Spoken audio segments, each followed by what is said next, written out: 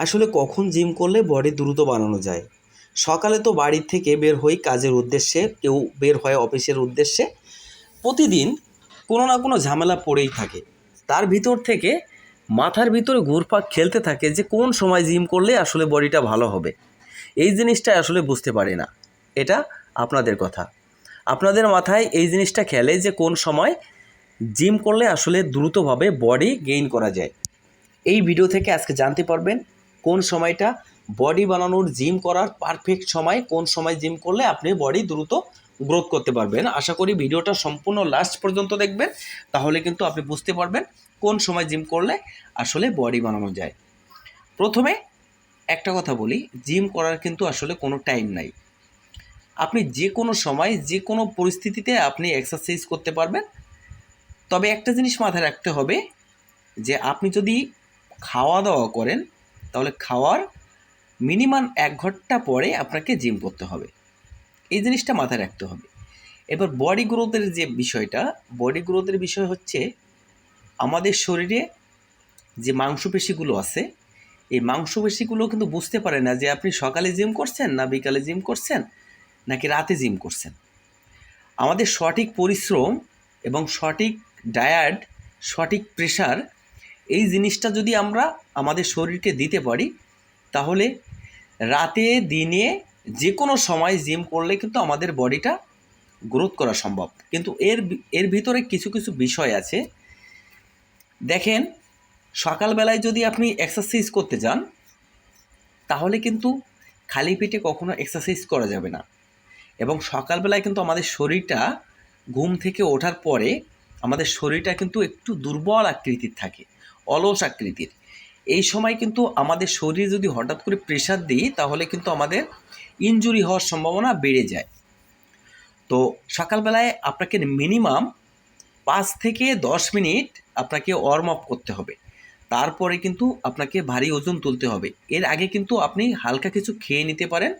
খেয়ে নিলে কিন্তু আপনার শরীরে একটা এনার্জি তৈরি হবে, যে এনার্জিটা আপনার এক্সারসাইজের সময় কাজে লাগবে। তারপরে সকালে যদি আপনি এক্সারসাইজ করেন তারপরে কিন্তু আপনি সারাদিন একটা হেলদি ফিটনেস এবং মানসিকভাবে সুস্থ থাকতে পারবেন, শারীরিকভাবে সুস্থ থাকতে পারবেন। আপনার মনগুলো কিন্তু সম্পূর্ণরূপে সুস্থ থাকবে। এবং রাতের যে একটা এক্সট্রা বেনিফিট পাবেন সেটা হচ্ছে মাসল গ্রোথের জন্য।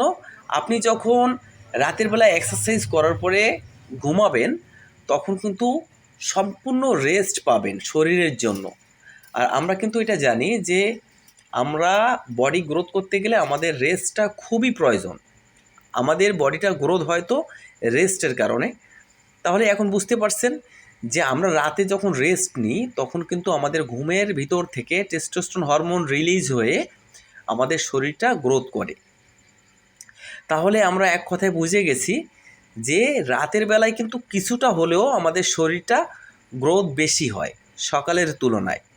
তবে যারা ফ্যাট লস করতে চান, একটু মোটা আছেন, চর্বি আছে শরীরে, তাদের জন্য কিন্তু সকালবেলাটা খুবই একটা বেটার টাইম। এবং সকালে এক্সারসাইজ করলে কিন্তু মানসিকতা, ব্রেন সমস্ত কিছুই কিন্তু একটা ভালো ফিল করা যায়। এই জন্য আমি কখনো এটা বলবো না যে পারফেক্ট টাইম এটা ওটা না। জিম করার পারফেক্ট টাইম আপনি যদি নিজে সবসময় ব্যস্ত থাকেন তো নিজে আপনাকে ডিসাইড করতে হবে যে কোন সময় আপনি সময় পাবেন এক্সারসাইজ করার। সেই সময়টা আপনাকে বেছে নিতে হবে। আসলে জিম করার কোনো সঠিক নির্দিষ্ট কোনো টাইম নাই। যে কোনো টাইমে এক্সারসাইজ করে কিন্তু আপনি বডি বানাতে পারবেন। আপনি যদি সকালে এক্সারসাইজ করেন তাহলেও কিন্তু আপনার বডি হবে, বডি হবে না এমনটা না। কিন্তু আমি বলছি না যে সকালবেলায় যদি এক্সারসাইজ করেন তাহলে কিছু খেয়ে তারপরে আপনাকে এক্সারসাইজ করতে হবে। তাহলে আপনি রাতে এক্সারসাইজ করলে যেটা হবে, আপনি দিনের বেলা এক্সারসাইজ করলেও সেটা হবে। কারণ আমরা রাতের বেলায় যখন এক্সারসাইজ করি তখন সারাদিন তো আমরা হেলদি খাবার খাই, তখন আমাদের এনার্জিটা কাজে লাগে। আর সকালবেলায় কিন্তু সেই এনার্জিটা আমাদের থাকে না, সেই এনার্জিটা তৈরি করতে হবে। এই জন্য আপনি যে কোনো সময় আপনি এক্সারসাইজ করতে পারেন, শুধুমাত্র এনার্জিটা তৈরি করতে হবে, এনার্জি তৈরি করে এক্সারসাইজ করতে হবে। আশা করি বুঝতে পেরেছেন বন্ধুরা।